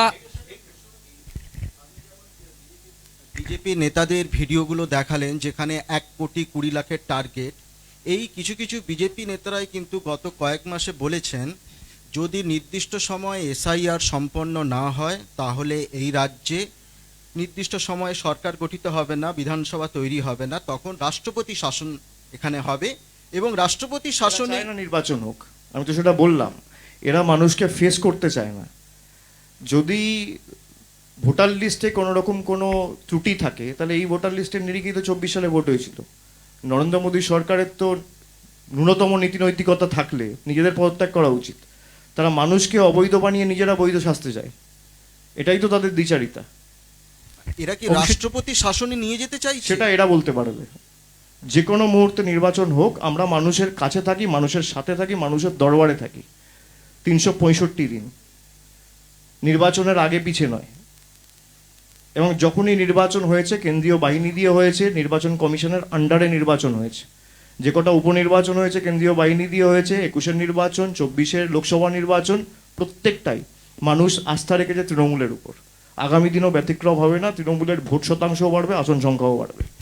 অভিষেক দা, যেহেতু হিসাব মতো এটা নির্বাচনের সময়, নিশ্চয়ই আপনার দলেও প্রার্থী তালিকা নিয়ে আলোচনা শুরু হয়েছে, কিন্তু যেভাবে যে কয়েকজন সিটিং এমএলএকেও এই ওয়েটিং তালিকায় রাখা রয়েছে, এতে আপনারা প্রার্থী তালিকা চূড়ান্ত করতে সমস্যায় পড়বেন যতক্ষণ না জটিলতা তারা বেরিয়ে আসে। হ্যাঁ নিশ্চয়ই, যদি কেউ ভোটাধিকার প্রয়োগই না করতে পারে তার মানে তো বেসিক্যালি আপনি দেশের সিটিজেনই না। যেখানে আমি তো সেটাই বললাম যে ইলেকশন কমিশন বলে দিল যে ম্যাপিং লিস্টে আমার নাম উঠে গেছে, মানে ড্রাফট লিস্টে আমি ম্যাপড, মানে আমার নাগরিকত্ব নিয়ে কোনো প্রশ্ন নেই। তার মানে আর তার প্রমাণ রয়েছে আমাদের কাছে। আমি যখন বলছি প্রমাণ আছে, আমার হাতে প্রমাণ আছে।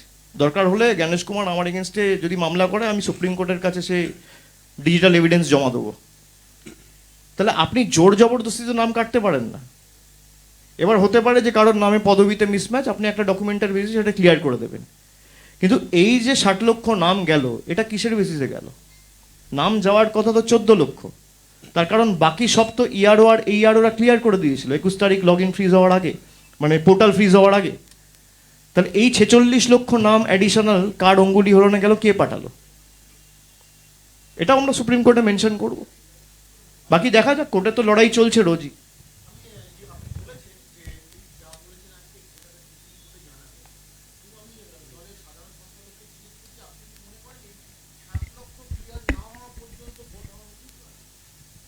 আমি বলেছি এদের ভোটার, প্রথমত আপনি বুঝুন একটা জিনিস, আপনারা এক প্রশ্ন আমাকে আলাদা আলাদা করে 5 জন করলেন।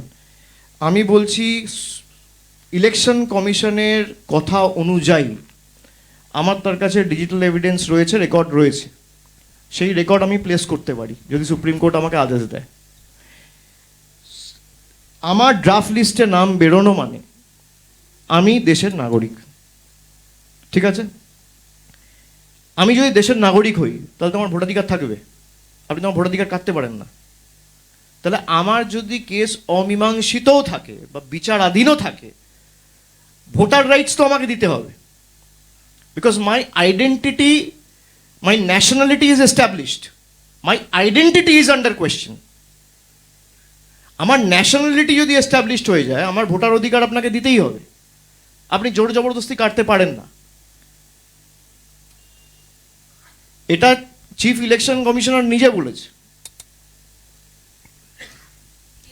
সুপ্রিম কোর্টে আমরা প্লেস করব, সুপ্রিম কোর্ট আমরা নিশ্চিত যে ইলেকশন কমিশনকে যা গাইডলাইন দেবার দেবে। Abhishek da, you did touch upon this point initially. আমি তাও একটু আরেকবার জিজ্ঞাসা করছি because I was seeking your reply in English.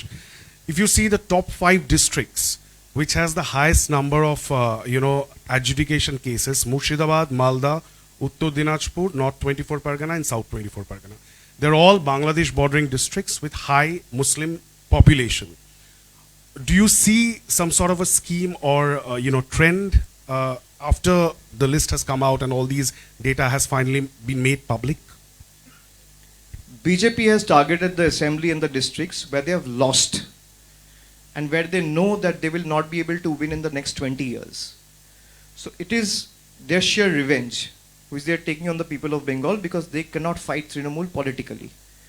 We will take this up before the appropriate forum, which in this case is the Supreme Court of the country. Since the case is sub judice, it is not right or appropriate for me to make any political comment at this stage. একাধিকবার আপনাদেরকে supreme কোর্টের দ্বারস্থ হতে হয়েছে, বারে বারে supreme কোর্টে, এমনকি চূড়ান্ত তালিকা যখন ভোটার তালিকা প্রকাশ হলো তারপরেও একাধিক অভিযোগ, সেগুলো নিয়েও আপনারা সুপ্রিম কোর্টে যাবেন। অন্যদিকে দেখা যাচ্ছে সুপ্রিম কোর্টও এর আগে বলেছিলেন বিচারপতি যে বারে বারে আসছেন যারা রয়েছেন অফিসিয়াল জুডিশিয়ালরা, তারা জানেন তাদের কি করতে হবে। পুরো বিষয়টাকে আপনি কিভাবে দেখছেন যে বারে বারে সুপ্রিম কোর্টের দ্বারস্থ হতে হচ্ছে একটা গণতান্ত্রিক বিচার পেতে গেলে তো আমাকে লড়াই করতেই হবে, সেটা হাইকোর্টেও করতে হতে পারে, সুপ্রিম কোর্টেও করতে হতে পারে। দেশের তো এই দুরবস্থা, যেখানে নির্বাচন কমিশন আমরা কি এক্সপেক্ট করতাম, যে নির্বাচন কমিশন অলওয়েজ নিউট্রাল। আমরা টিএন সেশনের মতো লোকেদের দেখেছি যারা এই নির্বাচন কমিশন পরিচালনা করেছে, এসওয়াই কুরেশিকে দেখেছি। আপনি আরপি অ্যাক্ট তো চেঞ্জ করে দিলেন, যে অ্যাক্টের বেসিসে ইলেকশন হয় সেই অ্যাক্টটা থাকলো না। সেই অ্যাক্টের বেসিসে ইআরও, এই ইআরওরা ফাইনাল অথরিটি। আপনি মাইক্রো অবজারভারদের লাগিয়ে কেস সুপ্রিম কোর্ট অব্দি নিয়ে গিয়ে এখন জুডিশিয়াল অফিসারদের লাগিয়ে দিলেন প্রত্যেক জায়গায়। এটা এদের এগেনস্টেই ব্যবহার হবে আগামী দিনে। এরা যে দৈত্য তৈরি করলো, যে ফ্র্যাঙ্কেনস্টাইন তৈরি করলো, এটা এদের এগেনস্টেই ব্যবহৃত হবে। ইলেকশন হয় আরপি অ্যাক্টের বেসিসে, যেখানে ভোটার লিস্ট তৈরি হবে, এসএসআর স্পেশাল সামারি রিভিশন হবে, ড্রাফট ভোটার লিস্ট বেরোবে, ফাইনাল ভোটার লিস্ট বেরোবে, তারপর আপনি ডিওর কাছে অ্যাপিল করবেন, সিওর কাছে অ্যাপিল করবেন, এর বেসিসে। এরা ফাইনাল অথরিটি। আপনি পুরো আরপি অ্যাক্টের পিন্ডি চটকে দিয়েছেন। তো আপনি কি আশা করেন এদের থেকে, এটা কিভাবে করবে? এখন জুডিশিয়াল অফিসার 500 জন কাজ করছে, হতে পারে সুপ্রিম কোর্ট আরও সংখ্যা বাড়াবে, কিন্তু সংখ্যা আপনি কত দূর বাড়াবেন? তাদের উপরও তো চাপ রয়েছে। তারা কেউ ডিস্ট্রিক্ট জাজ, কেউ তাদের কোর্টে বসতে হবে, তাদের কোর্টে সারাদিন হাজার হাজার কেস রয়েছে। মানুষের কাজগুলোও তো তাদের করতে হবে, আর তারাও তো মানুষ। তো তারা যদি দিনে 30টা 40টা করে কেস করে, তাহলেও আমাদের 4 মাস লাগবে কেস ক্লিয়ার করতে। তো আমরা সুপ্রিম কোর্টকে বলতে পারি, রাস্তা তো সুপ্রিম কোর্ট দেখাবে। একটা শেষ প্রশ্ন, সেটা হলো যে অ্যাডজুডিকেশন, ডিলিটেশন, এই যে ক্যাটাগরিগুলো দেখানো হচ্ছে, তার বাইরেও এমন কিছু ঘটনা ঘটছে যেগুলো ক্রমশ প্রকাশ্য সামনে আসছে। যেমন ধরুন 2002 সালে বলা হয়েছিল যদি বাবা মায়ের নাম থাকে তাহলে তার সন্তানকে গণ্য করা হবে এদেশের নাগরিক হিসেবে। পরবর্তীতে দেখা গেছে যখন খসড়া তালিকা প্রকাশ পেয়েছে তখন 3 জনেরই নাম রয়েছে, কিন্তু ফাইনাল তাদেরকে হিয়ারিংয়ে ডাকা হয়নি, এবং যখন ফাইনাল লিস্ট আউট হয়েছে তাদের নাম নেই। সেক্ষেত্রে এরকম অনেক ঘটনা সামনে আসছে যেগুলো হয়তো ক্রমশ প্রকাশ্য বা আরো কিছু দিন গেলে বোঝা যাবে। এরকম অনেক কেস আমরা আমাদের পিটিশনে ইনক্লুড করে সুপ্রিম কোর্টে জমা দিয়েছি। সেই কারণেই সুপ্রিম কোর্ট কগনিজেন্স নিয়ে এই অর্ডারগুলো দিয়েছে। আমরা প্রথমে যখন পিটিশন ফাইল করেছিলাম, এরকম একাধিক কেস, যেমন অনেক জায়গা আছে কাকদ্বীপ টাকদ্বীপে 2002 সালের ভোটার লিস্টই নেই, 2003 সালের ভোটার লিস্টকে বেঞ্চমার্ক ধরা হচ্ছে। তো সে সমস্ত ক্ষেত্রে কোর্টের একটা অর্ডার ছিল যে কোনো কিছু ডকুমেন্ট লাগবেই না, খালি দেখে নিয়ে কোনো ওর কাছে যদি আইডেন্টিফিকেশন ডকুমেন্ট থাকে তার বেসিসে তাকে ছেড়ে দেওয়া হবে। তার ক্ষেত্রেও আধার নেওয়া হচ্ছে না। আমার সোজা প্রশ্ন হচ্ছে যে যদি আমার ড্রাফট লিস্টে নাম থাকে তাহলে আধার তো আমার আইডেন্টিটি, সেটা তো একটাই এক কার্ড, যেটা সুপ্রিম কোর্ট বলে দিয়েছে তার বেসিসে হবে। সুপ্রিম কোর্টের অর্ডারের পরেও এরা নিজেদের মতো করে এসওপি তৈরি করছে, জাজেদের বোঝাচ্ছে, এবং ম্যাক্সিমাম জুডিশিয়াল অফিসার সুপ্রিম কোর্টের গাইডলাইন ফলো করে কাজ করছে। কিছু লোক তো কনফিউজ হচ্ছে, তার কারণ সুপ্রিম কোর্টের গাইডলাইন আর এরা যে এসওপি তৈরি করেছে দুটোর মধ্যে পার্থক্য রয়েছে। তো আমি সবার কাছে অনুরোধ করব, আবেদন রাখবো যে আপনারা সুপ্রিম কোর্টের গাইডলাইন মেনে কাজ করুন। সুপ্রিম কোর্ট বলেছে Aadhaar is to be accepted, election commission বলছে আধার চলবে না, ডোমিসাইল সার্টিফিকেট চলবে না। দুটো তো কন্ট্রাডিক্টরি। আর এই কেসগুলো আমরা আগেও মেনশন করেছি, আগামী দিন আমাদের কাছে যদি এই কেসগুলো এরকম কিছু আসে, আমাদের লিগ্যাল টিম অলরেডি কাজ করছে, আমরা এগুলো সুপ্রিম কোর্টের কাছে ঠিক টাইমে প্লেস করব। As you mentioned that you anticipate that a constitutional crisis can come up and we might see a president's rule like a situation ahead of the elections. What will be the impact of it if that happens? What will be the impact of it on Trinamool level, on Trinamool Congress's grassroots level workers and leaders? Because especially ahead of a high-pitched election, if challenge them, let them do it. It is my open challenge to the BJP. If you have the guts and gall, impose president's rule. And I'll see you in the court of the people.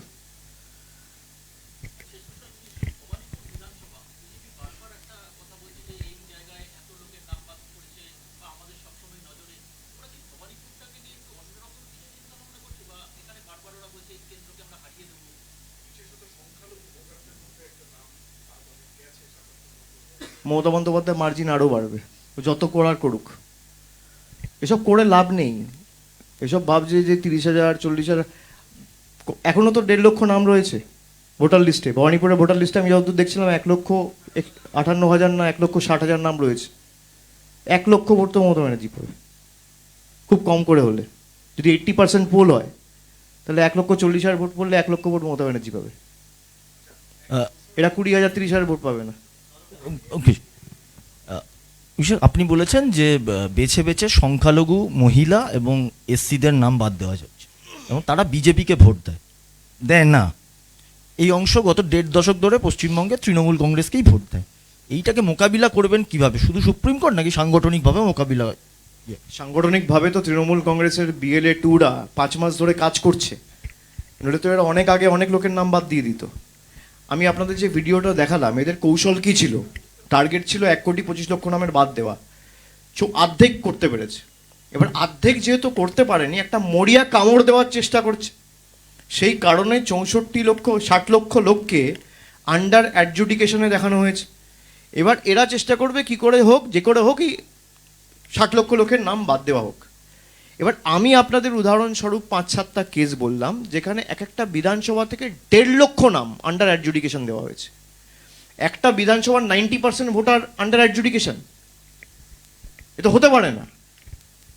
তা এটা যদি আমার political রাজনৈতিক কোনো অভিসন্ধি বা ষড়যন্ত্র না থাকে, তো হবে না।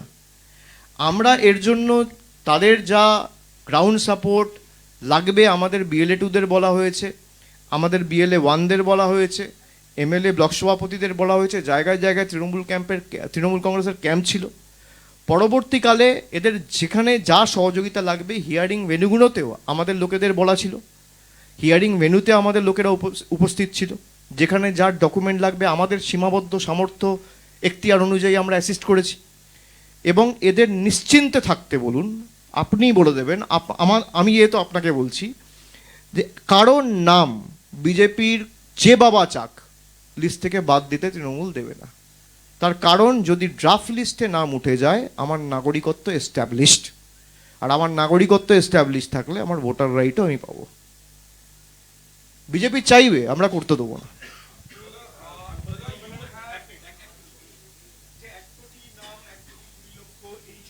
বারে বারে বিজেপি নেতাদের মুখে আসছিল। এবার বিজেপি নেতাদের মুখে একটা কথা বারংবার 2-3 দিন ধরে খুব বেশি রকম শোনা যাচ্ছে, যে পৃথিবীর কোনো শক্তি নেই এবারে নির্বাচনে তৃণমূলকে ক্ষমতায় আনা। তৃণমূল কংগ্রেস এবার ক্ষমতায় থাকবে না, বলছেন শ্রমিক ভট্টাচার্য। একই কথার শোনা যাচ্ছে নিতিন নবীনের মুখে। তিনি বলছেন এবারে সময় এসে গেছে বাংলা থেকে অনুপ্রবেশকারীদের তাড়াবার। আমি 28 তারিখ যখন SIR এর নোটিফিকেশন ইস্যু হয়েছিল, তার 2 দিনের মধ্যে একটা প্রেস করেছিলাম। আমি বলেছিলাম যে আমার ওপেন চ্যালেঞ্জ বিজেপি নেতাদের কাছে, বড় বড় ভাষণবাজি গলা ফাটিয়ে মিডিয়ার কাছে লাভ নেই। আপনি যদি মানুষের উপর আস্থা ভরসা রাখেন, আপনি আমার চ্যালেঞ্জ অ্যাকসেপ্ট করুন। আমার চ্যালেঞ্জ কি? যে আপনি SIR করুন, FIR করুন, বিচার ব্যবস্থা ইউজ করুন, সংবাদ মাধ্যম ইউজ করুন, এজেন্সি ইউজ করুন, কেন্দ্রীয় বাহিনী ইউজ করুন, ইনকাম ট্যাক্স ইউজ করুন, ED ইউজ করুন, CBI ইউজ করুন, যা আছে ইউজ করুন। তৃণমূল কংগ্রেস আরও শক্তিশালী হবে মানুষের আশীর্বাদে। তার মানে তৃণমূল কংগ্রেসের যা আসন সংখ্যা ছিল সেটা বাড়বে। যদি না বাড়ে, আমি এদের কাছে প্রকাশ্যে ক্ষমা চাইব। আর যদি বাড়ে, মানুষের কাছে ক্ষমা চেয়ে বাংলার যে 2 লক্ষ কোটি টাকা আপনারা গায়ের জোরে আটকে রেখেছেন, মানুষের কাছে নিঃশর্তভাবে প্রকাশ্যে ক্ষমা চেয়ে সেই 2 লক্ষ কোটি টাকাটা ছেড়ে দেবেন। এই আমার চ্যালেঞ্জ। আপনি আপনার চ্যানেলের তরফ থেকে বুমটা নিয়ে গিয়ে শ্রমিক ভট্টাচার্যের কাছে এই প্রশ্নটা করে ভিডিওটা আমায় পাঠাবেন। উত্তরটা দেখার আশায় আমি রইলাম।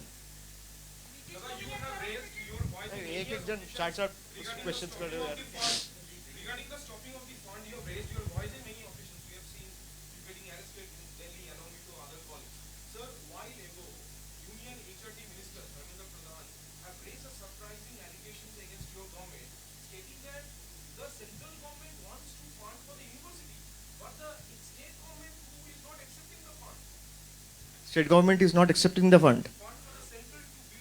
Ask him to release the white paper. The PM also came and said that we have sent 40,000 crores to the state of West Bengal to give away houses. प्रधानमंत्री आवास योजना में 40,000 करोड़ रुपए दिया है. मैं तो 3 साल से व्हाइट पेपर मांग रहा हूँ. भाई 40,000 करोड़ रुपए आया है तो उड़ के तो नहीं आएगा, बैंक के थ्रू आएगा.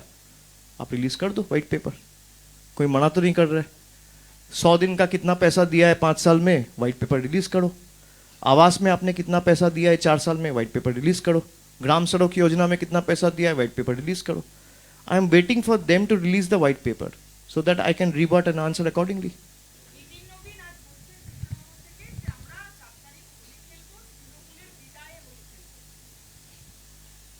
অনেক আবির কিনে রেখেছে, ইউজ হবে না. মেতে রেজাল্টের পর তাই হোলিটা আগে খেলে নিতে হবে. খেলে নি, আমরা সবাই মে মাসের প্রথম সপ্তাহে খেলবো. আমাদের তো সচেতন থাকতে হয়. হোলিতে অনেক দুর্ঘটনা ঘটে. যারা জনপ্রতিনিধি তারা হোলি খেলে না, তারা মানুষের সাথে থাকে, এলাকায় নজর রাখে, সব কিছু নজরদারিতে রাখে. আপনি বাজারে যান না, গেরুয়া আবিরের দাম বেশি না সবুজ আবিরের দাম বেশি, একটু খোঁজ নিয়ে আসুন.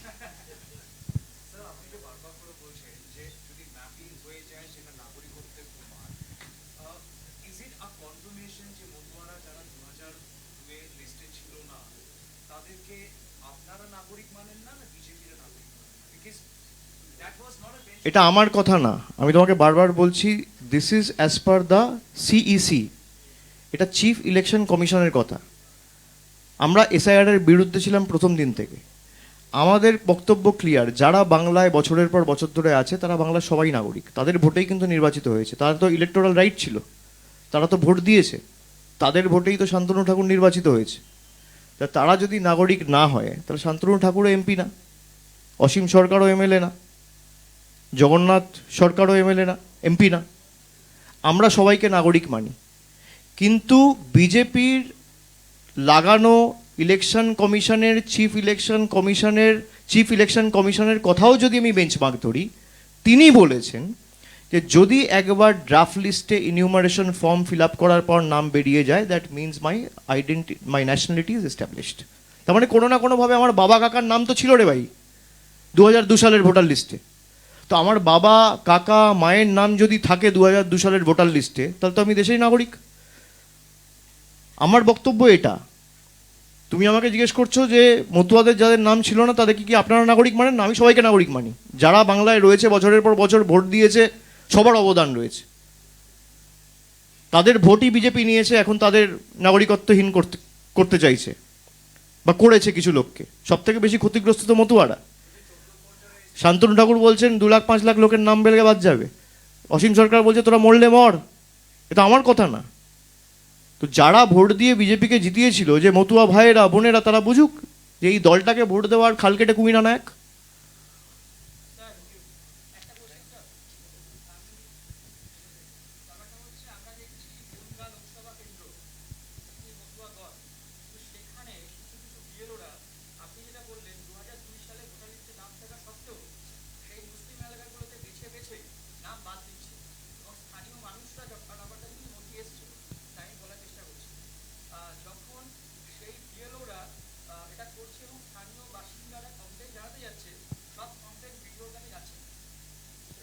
আপনার কাছে পার্টিকুলারলি কোনো নথি থাকলে আপনি আমাকে দিয়ে দিন.